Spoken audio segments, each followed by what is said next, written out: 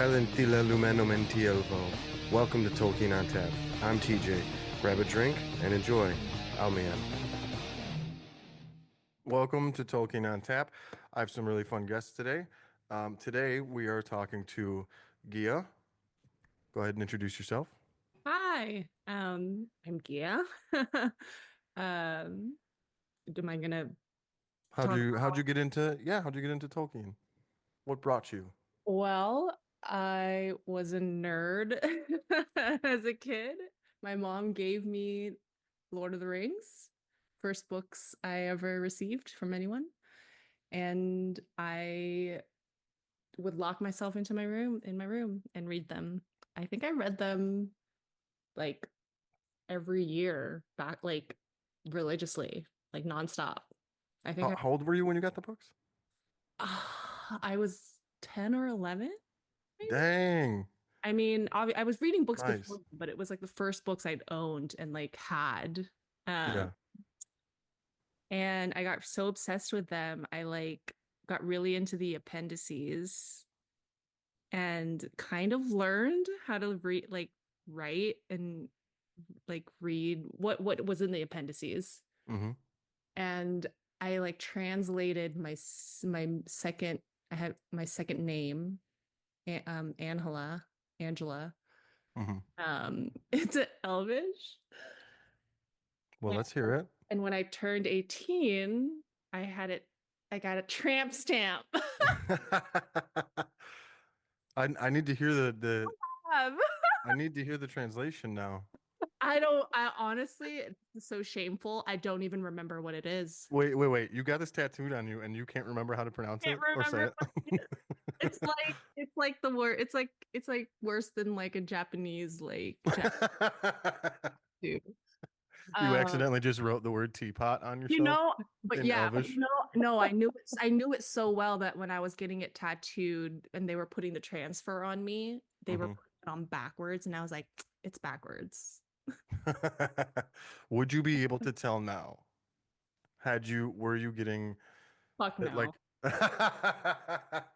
fair, fair enough. What are you drinking tonight, by the way? I'm drinking wine. What kind of wine you got? Third age wine, first age wine, second age wine? I always forget the second age exists because there's not that much written about it. No, I'm drinking a Tempranillo or sorry, a Pinot from Chile. Nice. Very nice. Next up, we have Elise. Elise, how are you? Hi, I'm doing great. How are you, TJ? I'm doing well. How did you get into Tolkien?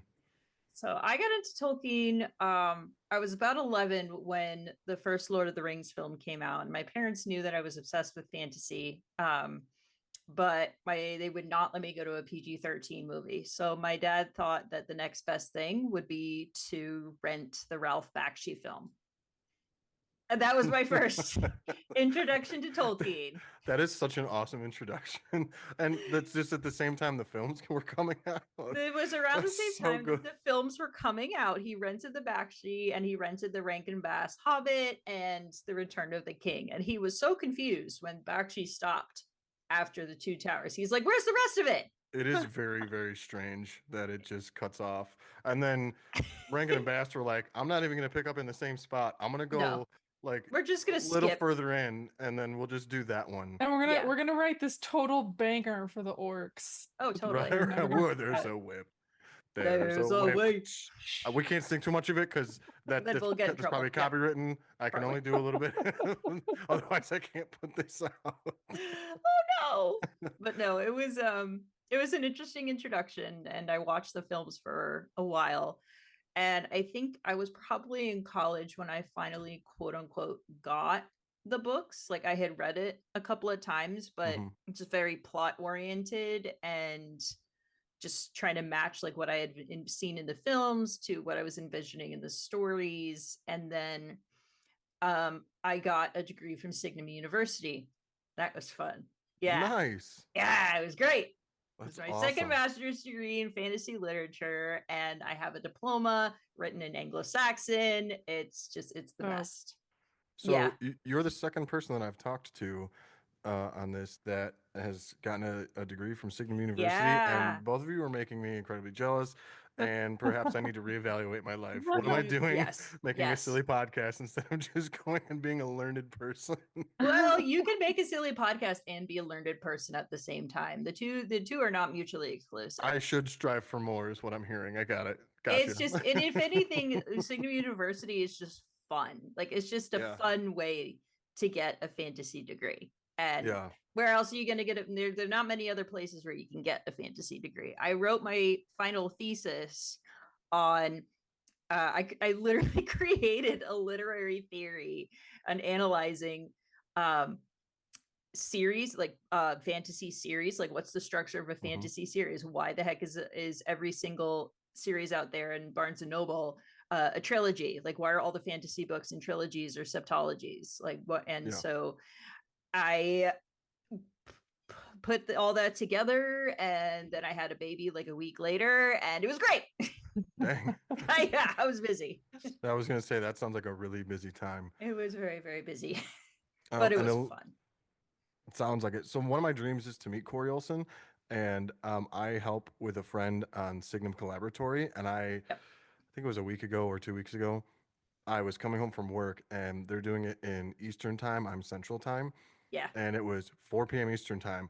I leave my where I'm learning for my new position at like 2:30 normally. This day, for some reason, the teacher was like, "You can go at 2." I was like, "Sweet," and I went, "Oh my God, I have to be home." So I had to text my friend and be like, "I will be on, but I'll be late." So I got there, and they're talking about this thing that they're collaborating on, and I hear they're saying that Maggie's recording it, Dr. Maggie Park. Okay, because she's not there. It's her. You can see her screen with her name, but it's blank, and she was recording. And then they're talking a little bit more, and they're like, "Yeah, Corey, is a little busy right now. He did stop in and say hi," and I was like, "I missed Corey." I was so sad. Oh, Maggie's one of my friends. I love Maggie. We meet up anytime she's in the States. We meet up for kids' play dates. Nice. She's so awesome. Elise is our designated driver tonight, which sometime in the future I will make that more Tolkienian or Hobbity or whatever. I feel like it needs to be Designated Hobbity. cart driver. Designated cart driver. Bill I'm Bill the Pony. Bill the Yes. I am Bill the Pony. I am the designated. I'm gonna You're pull out writing that down. I'm gonna pull out my Red Book of Westmarch notebook, which for those who end up seeing this on the YouTubes, there it is. Yes, I said it like I'm 80 years old. Well done. I do need to start like writing down what I do and like things that I'm told and talk about. This belongs to, I should write Bilbo's name. I am the Bill the Pony. I did, in solidarity, bring my souvenir bottle from Hobbiton. I dragged my husband to the Hobbiton movie set in New Zealand when we went on our honeymoon. Nice. And we got a bottle of the South Farthing beer. It's a fine grain amber ale. And at the end of the tour, they sell, you get a complimentary pint after the tour, but you can also buy bottles of beer. And this has long since been drunk. Like it's been gone for like 5 years now, but I keep it with me in solidarity. I still have my wine bottle from the first episode. Well, I guess it's technically the first 4 because that was a very long conversation we had. Yeah, it's a good conversation though. Yeah, I'm not getting rid of that bottle. It's a beautifully etched bottle. It's gorgeous. From Mano's Wine. Will not be getting rid of that. So that's so awesome. I can't honestly. I want to talk more about that stuff. And then also joining us, we have Jen. Jen, how are you today? I'm doing great. Nice. I mean, you guys have already all established that you guys are also good, so feels weird to be like, "Oh, how are you?" for the 3rd time. Oh, I'm well. I'm just gonna answer it anyways. Yeah, good. How'd you get into Tolkien? How'd you become a nerd? I was a nerd before I got into Tolkien. I have an older brother who is very nerdy. He's mostly like a sci-fi nerd, mostly like Star Trek and Star Wars. But when the Lord of the Rings movies first started coming out, my parents took me, like we went as a family kind of dealio. And the first one I have like literally no memories of because like I just didn't really know what was under like I didn't understand what was happening. I was just like, oh yeah, I'm 10, I'm going to this movie, like and then the next year Two Towers came out and um John Rhys Davies as Treebeard just like awakened something in me, and I have like very distinct memories of driving home and like turning to my brother and being like, I want one of those tree things as a pet. And he was like, you don't have an Ent as a pet. They're like people. And I was like, well, fine. Then I want one to be my best friend. I don't blame you whatsoever. And that was it. Like Treebeard was my gateway drug, and like it just That's such a all great way to describe it. it all was downhill from there. Like the Dave So Chappelle sketch, like, y'all got any more Treebeard? got some of that Treebeard. Oh, Yeah. So that's me nice. in a nutshell, effectively. Do you have Treebeard is my gateway drug. do you have the Funko Pop Treebeard with Merry and Pippin? I have a Funko Pop Treebeard with Merry and Pippin and the Funko Pop Treebeard of just Treebeard. So Oh, I only have the one with Merry and Pippin. I feel like I'm slacking. yeah, That's get on it. twice. That's twice so far in this one. Should we keep track? Hold on, let me get the Red Book of Yeah, Westerns. tally mark. All right, I'm gonna do it. I'm honestly gonna start doing this. This is amazing. Jen, what are you drinking tonight? I am drinking Bayorn's mulled mead. Love it. It is exceedingly delicious, but it is dangerously strong as well, so I might get a little silly. We'll see. I'm trying to pace myself, but it's one of those things where it does not taste as strong as it really is. But once you start drinking it, it's like, oh, he's got the dear. whole coffee pot. Yeah. So I have, as is appropriate for Bayorn's mulled mead, I have like a oh, that's very beautiful. Bayorn-like jug that I put mine in. So That's beautiful. yeah. So since you called out the coffee pot in here, I was rushing to get things in order before this. Sorry. I had to. No, it's fine. We'll just let everybody in. It's okay. It's funny, anyways. I had 2 hours, actually a little bit less than 2 hours from the time I got home until this started, because I sent the emails, which shouldn't have done because there was already an email. Oops. Oops. And then I went out to get the stuff. So, by the way, Jen, you didn't say this. Did you say that this is your recipe? It is not my recipe. I'm gonna give you credit because you gave me this recipe. Okay. It was actually originally, so it's from a company called Cask and Quill. Ooh. I got the recipe in a little like Lord of the Rings goodie box from, I can't remember what the name of the little company is called, but Lauren Does Cosplay runs like a little sort of like bookish, it's like Pages and something. I don't remember. I can look it up, but it was just like a little Lord of the Rings themed book. It had like some cool Doors of Durin bookends and some other like cool little things. And it had this like mulled mead recipe in it, and we tried it for my Rings of Power premiere party in 2022, and everyone was like obsessed with it, and so it's I just just took a become sip. a Tolkien staple. I am also drinking that. Although there's not actual meat around here, so I had to do a substitute and just add extra honey. So weird. There also wasn't full nutmegs. Nutmeg? Yeah, nutmeg. I will say, Is that a plural? Is that a because plural already? Is that like deer? I don't Nutmeg, know. yeah, it's like deer, I think. Yeah. I'm gonna go to my etymology dictionary and find out. Yeah, but whole nutmeg is actually really hard and kind of expensive to find because nutmeg is a fickle little beast and basically is not cold tolerant at all, so only has like very certain places in the world that it can grow. So there's your non-related fun fact for the evening that I feel like nutmeg Tolkien is would have picky. loved that. It's about a plant, so Yeah, that's true. Listen, yeah. that's on brand. That's not Tolkien. Tolkien loved trees. I mean, he made a tree a person. He made more than one tree a person. Mhm. More than one tree a people. Anyways, yeah. So I had to substitute for. I had to look up. I had no. Listen, I'm gonna sound like a fool. I didn't know exactly what mead was. I knew bees were involved. But I don't know why. I didn't know until today why they were involved. Is By the drunk way, honey. everyone, I just started drinking. I'm ridiculous to begin with. It happens. Amen to that. Oh God, though. that's so hot. It's so hot. Why did I take such a big drink? Anyways, Oh so no. I need to explain real quick. So I was running behind and I wanted to make this recipe, even though like it's not exactly like the recipe. Whatever, I figured it out. And so many things were wrong. I don't have a measuring cup. I thought I did. Apparently I don't. I've been guessing Any when measuring cups. There's just not a single measuring cup. No, I've been guessing the whole time. Oh, Oh no. alright. Yeah. Measuring with your heart. I am measuring with my heart. So there's no measuring cups. I didn't have full nutmeg, so I had to like put some in and be like, all right, I can't put too much because like that's a lot of powder. I think I did okay. And then I had to put like extra honey in. So I made my own recipe tonight. there you Don't take a go. big sip. Don't take a big sip. Calmly. Little sip. Only. So Baby you say, sips.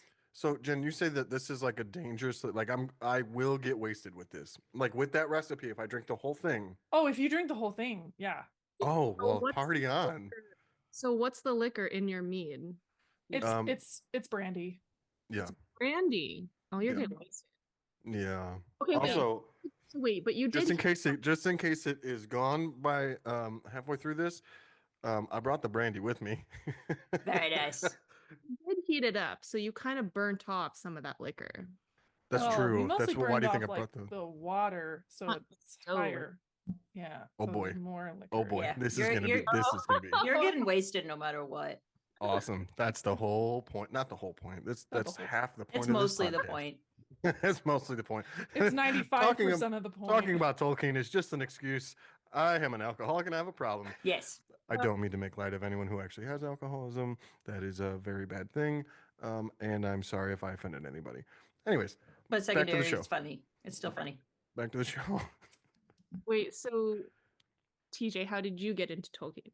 How did I get into Tolkien? I was about 11 or 12 years old, and my mom had this. For those of you not looking on YouTube, you won't be able to see this. My mom had these, Nice. this edition of the Lord of the Rings and the Hobbit, and I don't really know why. I don't think I saw the movies, the Rankin Bass cartoon first. I'm pretty sure, unless maybe I got it for Christmas one year, and my mom was like, "Oh, I've got these books." I think that is how it happened. Look at that. The Meade is bringing memories back. Magical. Yeah. Magical And mead. so I went to, my dad used to put a tent up in the backyard in the summer, and I would just go like camp by myself. It's the loneliest story you've ever heard. and so I just listened to Metallica's Low Man's Lyric, which it has a hurdy-gurdy in the beginning, and James Hetfield starts like humming. It's really pretty. The rest of the song doesn't make sense for the book, but forevermore that hurdy-gurdy sound and that melody will always remind me of Bilbo Baggins specifically. That's how I got into it. And then I was 16 when the Lord of the Rings movies came out, and I waited a little bit between The Hobbit and the Lord of the Rings to read the Lord of the Rings. I'm sorry. I waited a few years. Yeah, I forget how sentences work sometimes. And I don't know. I just wasn't a huge reader. I enjoyed The Hobbit. I enjoyed The Hobbit a lot. I think I read that a couple times. And then I just didn't read anything for a little bit. And then I heard that Lord of the Rings was getting made into films. And I really like adaptation. I like seeing like the differences and why it's different and stuff like that. So I was like, "Oh, I would like to read those. I have those." And so I read them, and I loved it so much more than The Hobbit. The Hobbit is great. Don't get me wrong, but I mean, I'm drinking Bayhorn's mead right now, or substitute of. Sorry, Yeah, Bayhorn. I will not hold for Hobbit slander. I'm not saying The Hobbit is bad. I'm saying that I enjoy the Lord of the Rings more than The Fair. Hobbit, Fair. especially as an adult. I mean, it's geared towards kids. Yeah. But yeah, I just it just resonated. Like some of Gandalf's lines specifically, which I've got. It was in my kitchen, and I brought it in here to show someone on one of. I don't know if I was live on TikTok or if I was doing this. I've got a painting that says, "All we have to decide is what to do with the time given us." Mm. And that, like, just in the shadow of the past, that whole passage is one of the most beautiful things I've read or had at that point. You know, I mean, it still is, and it's a great like fallback for when things are rough. And so I don't know, I kind of fell in love with it because Gandalf is kind of a different character too. He really is. Yeah. Yeah, But he still yeah. likes to disappear and leave the hobbits to fend for themselves. I mean, Right? you can't. Would he really be Gandalf had he not done that? Absolutely No. not. No. I mean, like sometimes you got to go have a dance party. Sometimes. Yes. You know Sometimes the you gotta meme. go dance with bears. You Right. know that exactly. You know the meme I'm talking about. That's to Ghost. So I want to hear about. I want to hear a little bit more, Elise, about this this paper you wrote. Yes. I'm interested in it.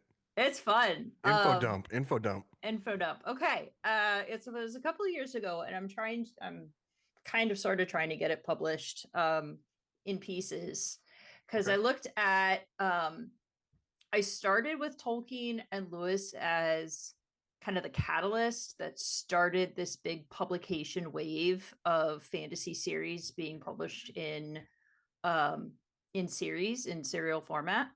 Mhm. And I kind of based the theory on Tolkien's fairy stories, on the criteria of fairy stories. So on fairy stories, there's recovery, consolation, and eucatastrophe. So a modern fantasy, I decided to work with a modern fantasy series, like post Tolkien, because I wanted to look at a couple of series from like each decade. And so the theory I came up with is that every modern fantasy series has repetition. So elements repeat themselves from story to story, from set to set. And then I have elaboration. So somehow the story moves away from the repetitive nature. So it's not just the exact same story over again. There's something new in it, and the story progresses. And then, of course, there's consolation and eucatastrophe. Eucatastrophe, for those listeners who may not know what eucatastrophe is, it's the happy ending. It is the happy ending where everything just works out really well and it's brought together. But one thing that a lot of people miss in the On Fairy Stories essay, there's this little footnote that I found. And Tolkien says, I can't recall the exact quote exactly, but he says that the good thing about a happy ending is that there's still more room to grow. There's still more room for the story to continue. And that kind of resonated with me because there's a bunch of fantasy series on my bookshelf that, you know, there's a trilogy, and then the author decided, you know what, I'm going to keep going, and wrote another trilogy within that same universe. Ursula Le Guin, for example, she's a prime example. She was like, you know what, I'm going to write a book. So she wrote The Wizard of Earthsea. Everybody liked it so much, they asked for more. Out comes The Tombs of Atuan, and not the other one. There's more. So I wrote about this. I wrote about this series. I used David Eddings. I was really into the Elenium as a teenager. Mm-hmm. So his Sparhawk universe. There was I wrote about Robin Hobb's Dragon series. There's 12 books in this series. Thankfully, I had read all these books before I started writing my thesis. Otherwise, I would have been like absolutely. And note to people out there, pregnancy brain really messes with your thinking process. So if you ever decide to have a child and write a thesis at the same time, good luck. I also did the Harry Potter series. I did Le Guin. I did Harry Potter series. I did Robin Hobb's Elderling series, and Can't do Game of Thrones. That'll never get finished. I did not do Game of Thrones. I wanted to do a completed series, ones where the publisher said, nope, we're done. Yeah. So it was really fun to just look at the different ways that the artists and the authors elaborate on the story through the use of not just about how the stories progress through the plot, but also through tiny little details, including but not limited to fantasy maps. 'cause Okay. fantasy maps are awesome. And with a lot of these publications, you would start with a teeny tiny map. And as the series progressed, like in C.S. Lewis, for example, you just start with a tiny plot of Narnia.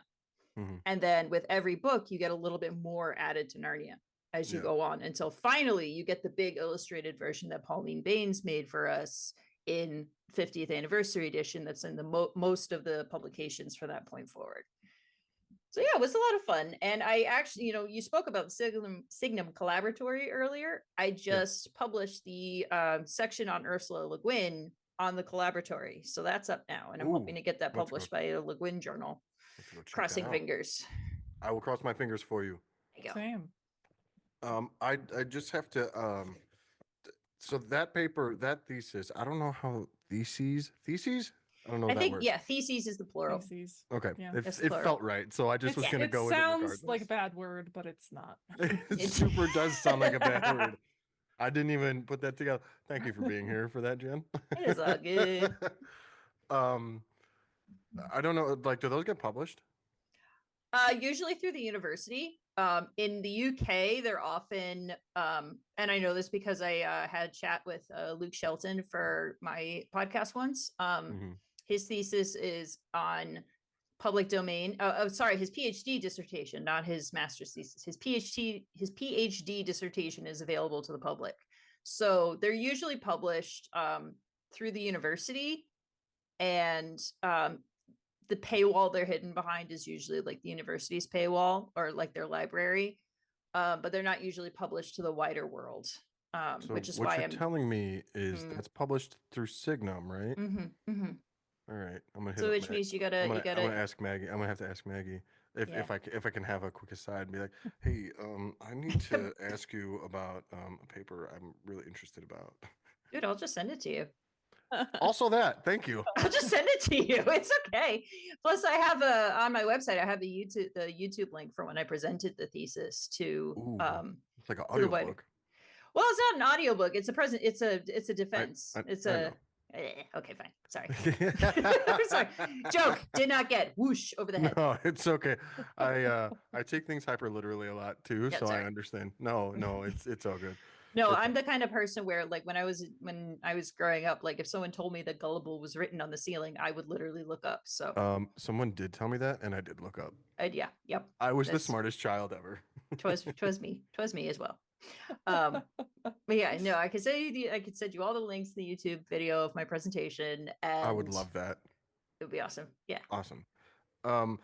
Guia, I was going back through when we talked about setting this up, having you on here, and I forgot that you asked like what I think you asked what some topics are.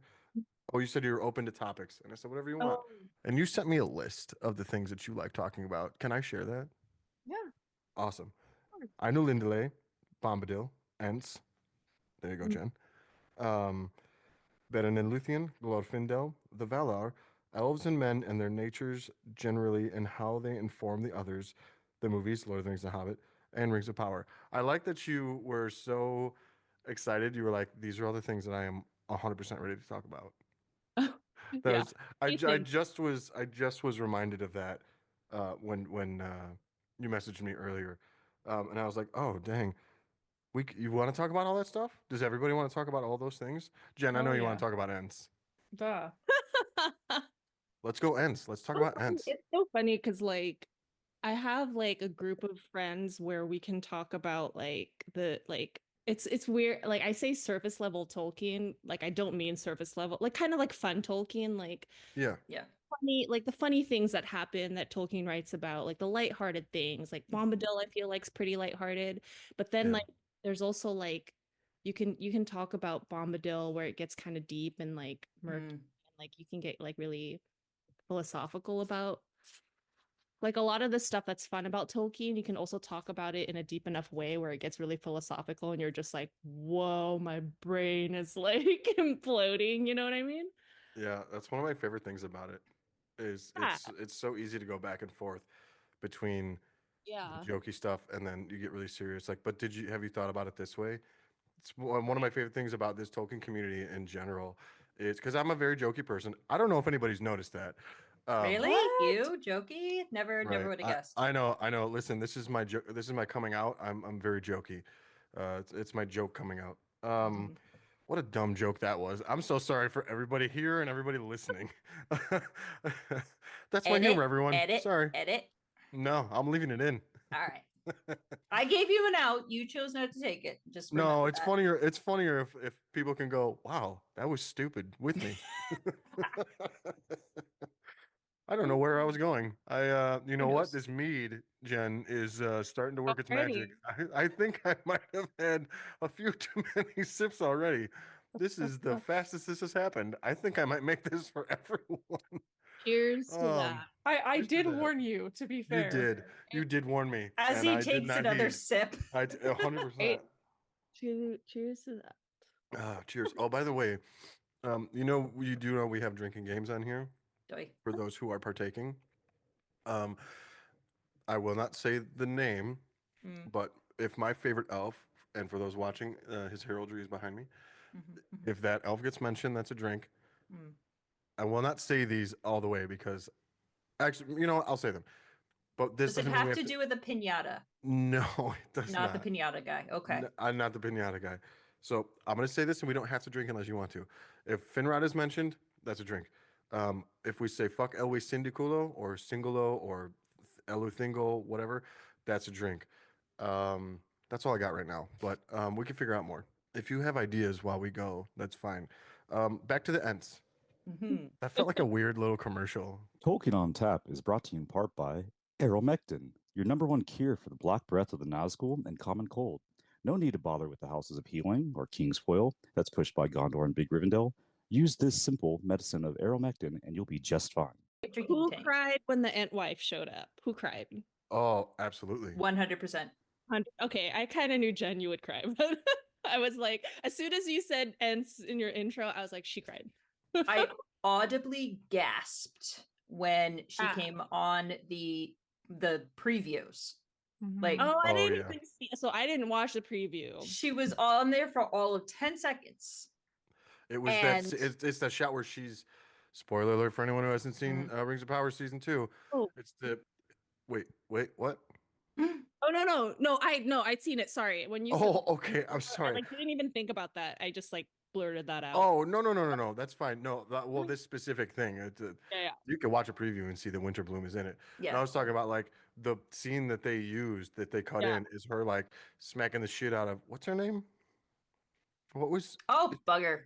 Isildur's Bay's name? Oh Well, my god. She's so big deal. freaking Ugh. it's Astrid. Astrid. Astrid. She's There we go. that I got forgettable. there. I have to think about dragons, which is really I confusing. remember the actress's name. I just didn't remember her character's name. So So yeah, let's talk more about Winterbloom. Also, I don't remember. Oh, Snaggleroot. Snaggle. Just remembered. Yes. I don't know. Yeah. I don't know how I pulled that because I was. bullshitting.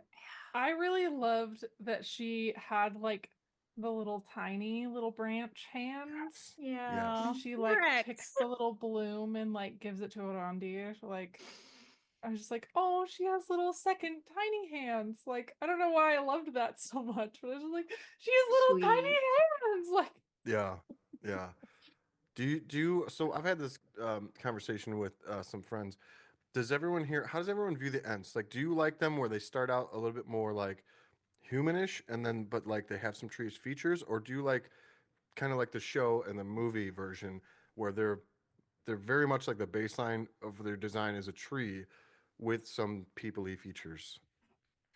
I don't know. I kind of like what Ralph Bakshi did and turned Treebeard into a Lorax. see, He I think totally he looks did. like a walking carrot. So Yeah. He was Yeah. a walking carrot. No, I feel like they did well in the sense that like they can, because their point is to kind of blend in with the rest of the forest. They're supposed to be mythical. They blend in with the rest of the forest and herd.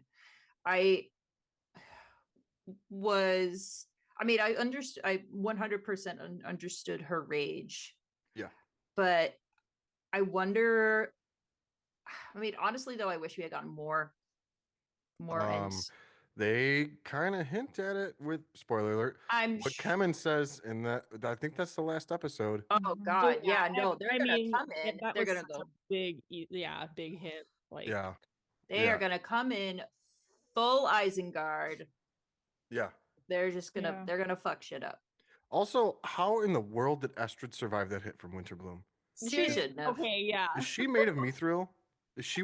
Does she have a mithril jacket? And there's more to this Estrid than meets the eye. Leg gasp. Which every time I hear that in the movie, I'm like, is Frodo an Autobot? You know. Oh my god.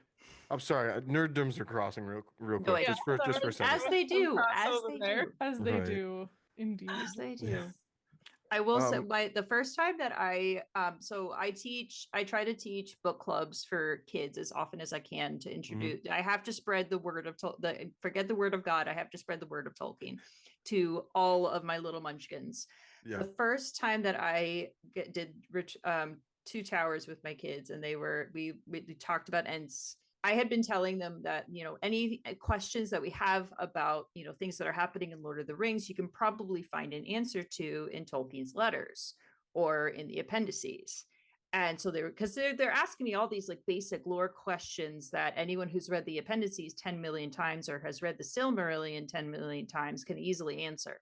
But when I told them that even Tolkien himself did not know what happened to the Entwives, riot.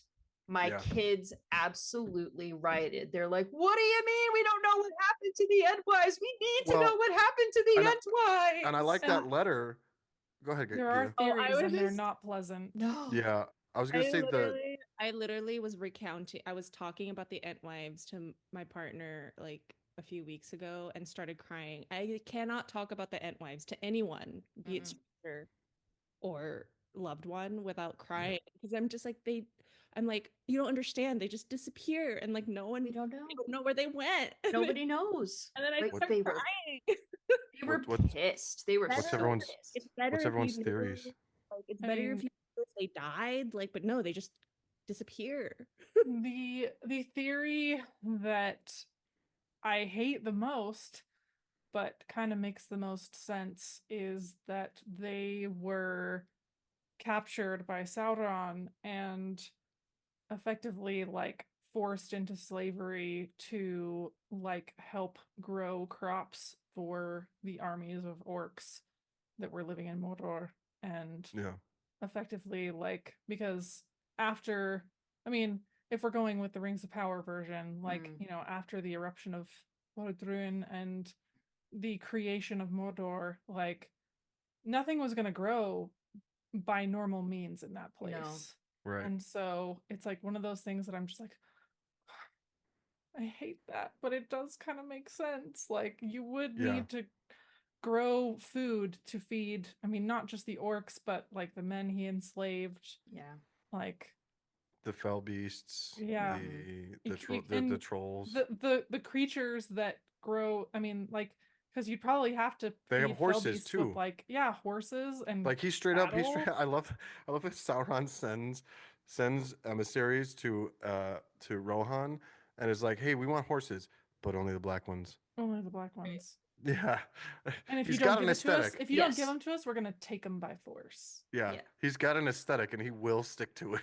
Oh yeah. We have to do matchy. Exactly. Oh, do you think that, like, I don't know why this image just popped into my head. Do you think, like, when Rohan's like, no, we're not giving you anything, they go looking for black horses and like there's two orcs that are just like, I can't find any. Should we just take a white one and like paint it? Painting the roses red. We're painting the roses red. I was thinking like 101 Dalmatians, since they're gonna go to like the land of like ash and soot and everything. They're just like, hold on, we're just gonna pat the horse down real quick. Yeah, we're just gonna make it roll around in the ash. That's exactly it. And the mud, and it'll be fine. Yeah. We'll just take a palomino. It'll be fine. It's fine. I think I saw a fan theory somewhere, maybe a fan wish, that like the Entwives were like Yavanna took them back to like or something. That's a cute fan theory. I like that. Kind of cute. But like how and why? In Lord of the Rings Online, I need to know why. It is greatly insinuated that the Entwives are in the Old Forest and have turned into flowers. Yes. As you're running around in the Old Forest, you find these enormous, beautiful flowers that like have names. And they are the And- names of the Entwives. And Interesting. Yeah. so It's a I side like that. quest. Like, I definitely like that theory because it kind of like, you know, especially like with the context of like when Treebeard asks Merry and Pippin, like, "Oh, have you seen any Entwives in the Shire?" And like they have, I just don't know they have. Yeah. I love though, like when Treebeard's like, no, they didn't die. We just lost them. And I'm like, how do you lose your wife? That Yeah, is right? heartbreaking because like he just cannot accept reality and he just is just holding on to this whole this Treebeard is the essence of Estelle. Oh, I'm just coming to that right now. Treebeard is the essence of Estelle. well, gosh dang it. You turned my joke into something really nice. I was about to make a how do you lose your wife, like you dumb man situation, but you're much nicer no. than I am. Thanks No, a no. lot, TJ. No, please do. Please Just do. move the bush over. Just- You're not just look with your eyes. Just look with your eyes. Like say Right. that to my child all the time. Like then again, you know, they're 3, so you But know, it look is with your it is, I mean, to kind of, you know, rib on the man joke a little bit. It's kind of like the whole concept of just like the mustard in the fridge. Yeah. And like they look and they look and they look and they look and then they ask the wife and the wife's like, it's right there. dumbass. It's right It's There's right there. there's not mustard in any fridge. I don't know what you're talking about. Shush. No, my dad calls it the you push the button wrong situation, where every single time my mom is trying to figure out the remote and she can't get the TV to turn on or she can't get the machine whatever machine to turn on, and then my dad just walks over, immediately turns the TV on, and he just and my mom's just like, God damn, how'd you do that? And he's like, you pushed the button wrong. It's a you push the You button didn't wrong ask- situation. You didn't ask the fridge nicely where the You mustard didn't was. ask the fridge You didn't nicely. ask Middle Earth nicely where the Entwives were. You So now- didn't ask the Entwife to stay and just like not stand around looking pretty, like because that's basically what they didn't want. They're like, you know, we want to go grow things. We're gonna go grow things and be happy, and you can stay there and brew her room all you want, Treebeard. Okay. This is making me think like did Sam and Rosie have like mom and dadisms? Like there's clearly no thermostats in the Shire, but do you think like it was like a nice fall day and Sam wanted the window open and one of his kids shuts it and immediately he's out of his chair while he's writing in the red book and goes, "Nope, nope, I heard that. I know I can feel the difference." He is the son of Hamfast Gamgee. Of course he had dadisms. Fair. Fair. I guess I shouldn't have used Sam. Half of Oh. I mean, come on. Like like he was quoting Hamfast all the time. That's true. Like That's as my very dad true. always says. Like that's a Samism right there. Yeah, that's true. That's true. And then he becomes his father. Yes. Potatoes. Mhm. So I'm liking this the Ent talk we were having, because Jen, you said that Treebeard was your gateway drug, which is I'm gonna use that. I'm gonna And try to. I incorporate that. told John Rhys Davies that, and he laughed and laughed. And You it met was John Rhys Davies. twice. I met him too. All right, Yeah, I gotta step my he's game up. Hold on, I gotta add that to the list. The Add it to the most list. wonderful, delightful, just perfect human. Gentleman. Just amazing. And a wonderful. soothsayer. He knew exactly what those films were, and Mhm. he predicted every single thing. Have you? Yeah. Yeah. Has everyone met some Lord of the Rings actor?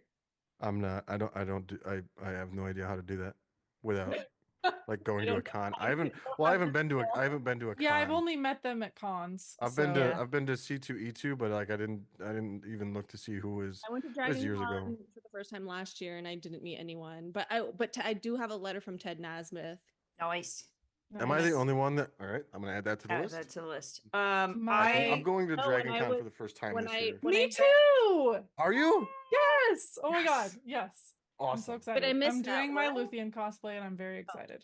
I am gonna get a. Well, get ready to drink. I'm doing a Finrod cosplay. Do it. Hey, Yep. I was. Hey, you don't have No, water my only- designated driver? No. Oh, My fair. only- Totally time- dry. My only claim to fame is when I was a kid reading Lord of the Rings for the first time. I got so obsessed with the artwork that I wrote John Howe, Ted Nasmith. Why am I blanking on the Alan third? Lee. Alan Lee. Duh. Hello. Yeah. I wrote them letters. Little fan letters. Nice. And Ted Nasmith wrote me back. That's Oh, awesome. that's Really the amazing. sweetest handwritten letter. Oh, It's like sitting on my desk right now. that's You amazing. don't have that framed? It's sitting on my desk because I'm like looking at it and I'm like, I need to get this framed. Yeah, you gotta frame that shit. Like, Yeah, Absolutely. 100%. Yeah. It's like I on have like yeah. it's like on lined paper. It's like it's so sweet. So you were talking about John Rhys Davies, Jen, Yeah. and then I got distracted because you had a brush with greatness and I didn't. Please Yep. continue. no, he I laughed was, at the gateway. he just the laughed gateway when I drug thing. told him that Treebeard was my gateway drug. So He did such a phenomenal job with the voice amazing. and like Yeah. the pacing of it, and honestly, I love it. I mean, I do like once I see a film of something, whether it's actually in the book or not, like I will see and hear those things.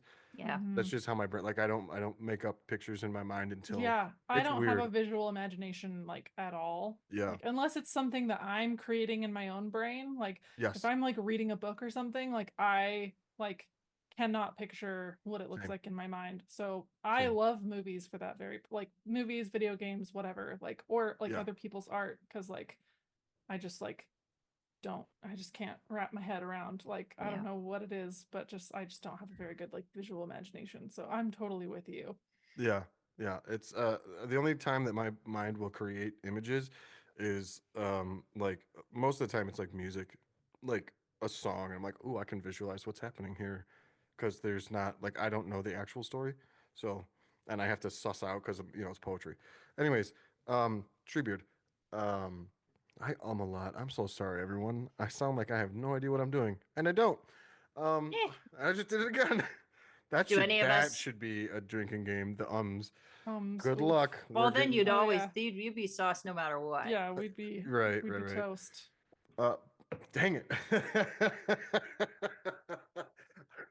It's What I all was good. going to say was one of my favorite things about since we've been talking about Treebeard, besides the voice, as far as design, I love what they did with his eyes, because Mhm. the Yeah. book draws so much attention to the deep pools in his eyes, and I feel like the film got his eyes 100% correct. Also, I like that when he walks, he looks like he's wearing bell bottoms. Oh yeah. Yeah. Yeah. I think like to kind of go into a little like the appendices of the films, like I watch the appendices more than I watch the films themselves. Like I probably have like a little bit of a parasocial relationship with some of those people because I'm just like I've known these people since I was like 11, and so like to me it's like yeah, we're homies. Like me and Gina, we're homies. Like Totally. but I love how they like specifically address how, because in the books they describe Treebeard's eyes as being like deep pools of green, and how Yes. they tried that and the green just didn't give like the depth that they wanted. And so I love that they like tried like effectively like the amber like sap kind of thing with like more of like the brown tones, and that really worked. And that, I mean, that's one of those things that like really speaks to like the time and care that they put into making those movies, and like they didn't just like and where like I kind of give them some grace because like something that like works really well on paper and probably like sounded really great in Tolkien's brain like obviously didn't translate very well to a visual medium. Like Right. with the deep pools of green, like you just lose a lot of that depth with the dark green color. Well, especially so I being love in a they just, forest like, that is green, is and green. they Yeah, gave exactly. Treebeards those mossy tones, just Mhm. like I mean, he's described, at least his beard is mossy. Did everybody wear Tolkien sweaters? Yes, I I was think we actually gonna did. wear the same Let's sweater that see, let's Elise is see. wearing. I'm wearing my ring. So Purse. it's the Lorien leaf sting and the ring and It's got hobbit the doors on it. hobbit doors along I the bottom. wish my only complaint about that cardigan is I wish it had pockets. Yes. Oh, Must They could have made cute little hobbit door pockets, like little they round. could have, but they didn't. Yeah. But yeah, I'm also wearing underneath my sweatshirt, I'm wearing Don Marshall's You Are All Welcome Here shirt underneath. I So. think I have that. Yeah. I have two actually, because this one that I bought is a t-shirt, and it's like really like it's faded really badly because I wear it a lot. So I bought a tank top, and the tank top, like the screen printing is way more like So whatever you did, Dawn, you'll never hear this because this isn't part of the podcast, but whatever you did I on the can leave this second, part in because we're talking about things we're wearing. whatever you did, it's up to Dawn, you. on the second one has been much better than the first one that I bought. So A+. I mean, I don't know if Don listens. I know we're mutuals in some spots, but I don't know if he listens yet. We'll Yeah. see. If he ever So- does, he'll receive praise for whatever screen printer he switched to. So what's everyone's favorite I don't want to say character because everyone does favorite character. What's everyone's favorite quote? I've already given mine. That's why I chose that one. What's everyone's favorite quote from any of the books, not just Lord of the Rings or The Hobbit? I know I'm putting you on the spot. Sorry. You want me to get the Jeopardy music? Hey, I mean, I know, like, immediately, like, go for it. if more of us valued food and cheer above hoarded gold, the world would be a merrier place. That's so apt for this day and age too. Like it Yeah. just like hasn't that sentiment just hasn't gone away No. whatsoever. That's a good Nope. one. Mine is towards the it's just before the Scouring of the Shire, and they're about to part with Gandalf. And I love this one because, a little backstory, part of what I do now, since Signum, I host a blog and podcast called Teaching with Magic.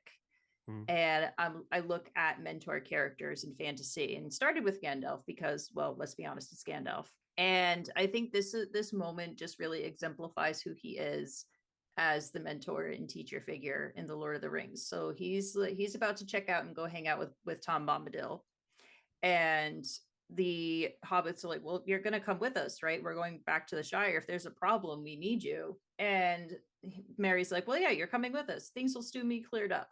And Gandalf says, I'm with you at present, but soon I shall not be. I'm not coming to the Shire. You must settle its affairs yourselves. That is what you have been trained for. Do you not yet understand? My time is over. It is no longer my task to set things to rights, nor to help folk to do so. And as for you, my dear friends, you will need no help. You are grown up now, grown indeed very high. Among the great you are, and I have no longer any fear at all for any of you. So that one is like, that's my goal in life. So empowering. Yes, to be that kind of teacher where I have given you, sweet child, the tools to be yourself and just be the greatest that you can be. Like, I don't want to be great myself. I don't need to be great myself. I need you to be the best that you can be. That's a great one. Yeah. And then I rib my students in the same way that, you know, he ribs Pippin. So, you know, we're kind of, yeah, we're a little samesies there. A little does Gandalf know, Pippin is arrow in disguise. Little does he. I don't call my students fools, though. I don't insult them, or I just get a little sarcastic with them sometimes. Yeah. Gandalf gets super sassy quite a bit. I love it. Spicy name. Mhm. Very spicy. This is such a hard question. I hate this question. What's your favorite song or something? But no, respect.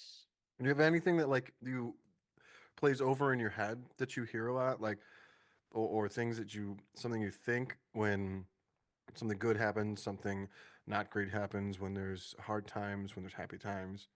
I think about the Silmarillion a lot. Mm-hmm. Fair. I like Lord of the Rings was the first book. I mean, I call Lord of the Rings book because like I read, like I think they're one in my mind it's one book. Mhm. Tolkien's mine too.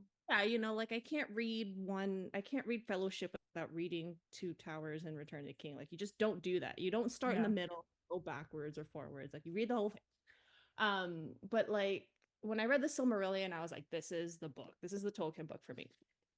But Ainulindalë specifically is like my jam. Yeah. Like Mhm. creation story, it's so beautiful. It's the best creation story ever. Best creation Agree. story. And especially if you love music, which I do, like how amazing is it? I love so many of its passages, but the one that I really love is like when he talks about there being music and it's not the void anymore, where he's like Then the voices of the Ainur, like unto harps and lutes and pipes and trumpets and viols and organs, and like unto countless choirs singing with words, began to fashion the theme of Iluvatar to a great music, and a sound arose of endless interchanging melodies, woven in harmony that passed beyond hearing into the depths and into the heights, and the places of the dwelling of Iluvatar were filled to overflowing, and the music and the echo of the music went out into the void, and it was not void. Like, I just think like it went out into the void and it was not void. Like it's like just the way I love the way that Tolkien says these things. It's just like it was and then it wasn't, and you're just like, yeah. Yeah. Like it's like there's no embellishment. He doesn't need like this, like, I don't know. It's just like perfect. I think he's such a great writer. He's my favorite. Yeah. No, that is amazing. And also I really like that you said that you read the Silmarillion and you like instantly were like, this is my jam. I love it. Because a lot of times the discourse around the Silmarillion is like, oh, it's such a hard book. Oh, I just couldn't get into it. And like that can be true for some people. Like for me, it was difficult to read because I was expecting like a very similar narrative to Lord of the Rings, but that's a me problem, not a the book problem. Because that book, like now I've read it numerous times. Like that book is, I agree with you, Gia, is amazing. I love that book so much. Oh, and don't get me wrong. When I first read it, it was hard, and when I read it now, it's hard because it's not like I mean, for me, I'm not to speak for anyone else. Like, I don't think he meant it to be like an easy read for. It's not like The Hobbit. It's not like the Silmarillion, right? Like, it's not a bedtime. It's not a nice, contained, linear narrative. No. Right. It's a history, and he meant it to be that way. And it does start to be a narrative a little bit once the elves of Quivian and like awaken and everything like that. But then you get of Beleriand and its realms, which is not part of the narrative. It is it's just not. like this is where things are. It gets into the weeds, you have to like you're just like, I need to write these names down and whatever. But yeah, I don't know. But then but I think like the complexity of the stories and just like you start to get this kind of idea of just like the way his mind was just like the universe fills out a little bit, and you're just like, wait a minute, like, whoa. Yeah. It's so cool how like everything is interconnected too. Yes. Like I've talked to friends about which story would you turn into a film? And I have one friend in particular who changed my mind on it. If you're gonna do one, you should do it all because it all matters. The whole story, like the Vala, I'm sorry, the Quintus Silmarillion is one continuous story, and it's so hard to break anything up.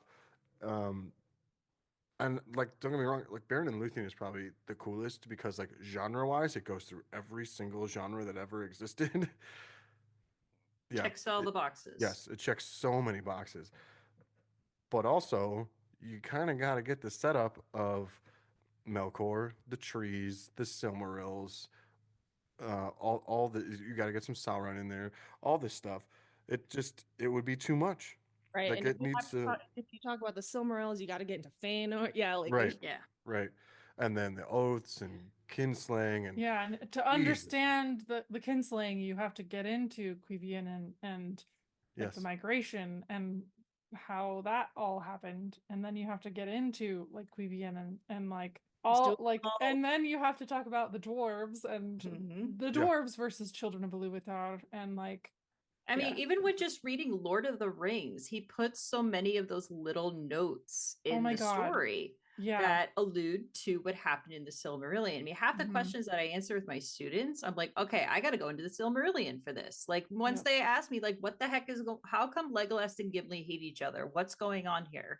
And so I had to talk about. Let me tell you about Doriath. Let me tell you about Doriath and the Nauglamir and Elu Thingol. And luckily, the day that Fuck I talked Elu Thingol, by the way. Elu Thingol. That's 3, by the way. We just did. Holy cow. And drank, thank you. Luckily, when I was teaching that particular class, I had Corey Olson in the car with me. So I'm like, Corey, can you fact check me for a second? Like, well, and then I'm like, yeah. So it's just there's so many layers, and knowing Tolkien and like how badly he wanted to publish the Silmarillion, he did that on purpose. He put those little textual runes in there. Oh yeah. Yeah, I just got done reading I finished all the letters finally, and the amount of times before Lord of the Rings is published that he's talking about like, can the Silmar or will you allow the Silmarillion also to be, he's pushing the entire the same with the appendices. I love that the appendices were something in his mind from the beginning. Yes. Mhm. That like that dude just like he had so many ideas, and he knew that they Yes. wouldn't. It was too long for a Could book that not was be already contained. very long. Yeah. Like And speaking of like the letters and like the Lord of the Rings and the Silmarillion, like I want to go back in time and shank whoever the hell told Tolkien that nobody would be interested in the Silmarillion. Like, Yeah. Oh, that was stabby. that I don't. Stab. So, are you talking about the letter that Ellen and Unwin or yeah It's like in the from foreword of Lord of the Rings. Like he talks about like he's like, oh yeah, people like I don't remember exactly what he says. yeah. But he's essentially like, yeah, people told me that like no one would be interested in the Silmarillion. I'm like, you sure about that? So You I sure thought you were about talking. that? There's a letter where Ellen and Unwin send him something asking about well, whatever. But the thing that stuck out to me was enclosed was a letter from Rainer Unwin to his father that was not meant for Tolkien's eyes, and Rainer Unwin did not. He told his dad like I wouldn't publish it. I don't think people are gonna read it. Shank. So there's one Stab. name. There's one name for you. That's a stab. That's a stab. That's a stabbing. Stabby stabby. That sounds very that's very like the dwarves of trying to get their Nauglamir back. Yeah. Just to circle 100%. back. Just to It's circle just Yeah. back. circle back, exactly. Right. And Right. it was just it's so funny. And what grew out of that was really great. Do you guys know who James Tauber, Digital Tolkien? Do you know who that is? Digital don't think Tolkien so. sounds familiar. Digital Yeah, same. Tolkien. So he's the James Tauber's the guy behind Digital Tolkien. He's literally building this search engine Oh so yes, that you yes, can yes, yes. find passages and anything you need to cite the Lord of the Rings and anything written by Tolkien. And so we taught a class for a little bit because I was sharing, my insights from the kids that I was teaching, and that's when we realized, oh, if someone wants to get an introduction to the Silmarillion and has never, is trying to read the Silmarillion or just can't get into it or is really struggling with the Silmarillion, let's use the Lord of the Rings as the bridge between. So we taught a space class for a month, literally called the Bridge to the Silmarillion. And so we went through the Lord of the Rings together, and we picked out all those moments where, like you got Aragorn singing about the tale of Beren and Luthien and the song of Gil-galad, and Sam's like, hey, by the way, I know who Gil-galad is. He's this guy that Bilbo told me about once. Like, and just these little moments that can be used to bridge back to those, and even to circle back to Treebeard, the song that he sings to Merry and Pippin, where he's talking about all the ancient names of Beleriand. It's literally of Beleriand and his realms in song in poetry form. Yeah. So like if you want a map, and James even pulled up a map of Beleriand and tracked everything that Treebeard was talking about in this poem, in this song. So like using one to inform the other was tons of fun. Yeah, that's cool. Thank you all for coming out. Nobody went anywhere. Thank you all for getting on your computers and hanging out and having some fun and having some very nerdy conversations tonight. I really appreciate all of you. Guia, where can people find you if they want to continue the conversation or have any questions for you? On Threads, I guess. Guia Monster. Can you spell that for everyone? Guia Monster. Gotcha. Jen, where can people find you? You can find me on Threads, Blue Sky, Instagram, and Twitch at Elvish_Groves.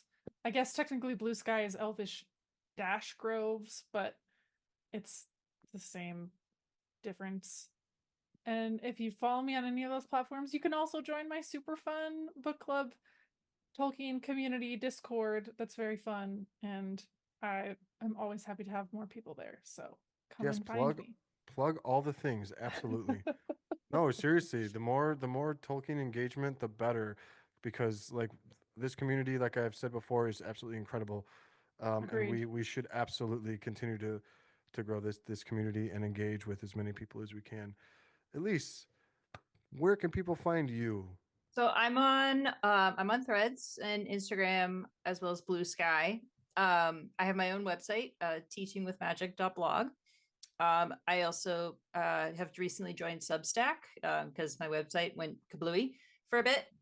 So I'm reposting a few things on Substack, and I also have a podcast, Teaching with Magic, that can be found on Spotify and Apple Podcasts. It's about teaching and learning through fantasy literature, and I get to talk to all kinds of fun people on that show too. So always a fun time going out in the blogosphere and talking about our favorite things, all things fantasy. All right. Well, thank you all so much for coming and hanging out tonight. I really appreciate all of you. And we appreciate you. We appreciate you.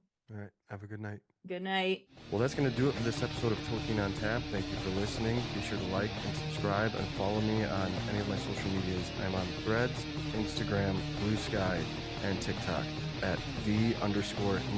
Namarie.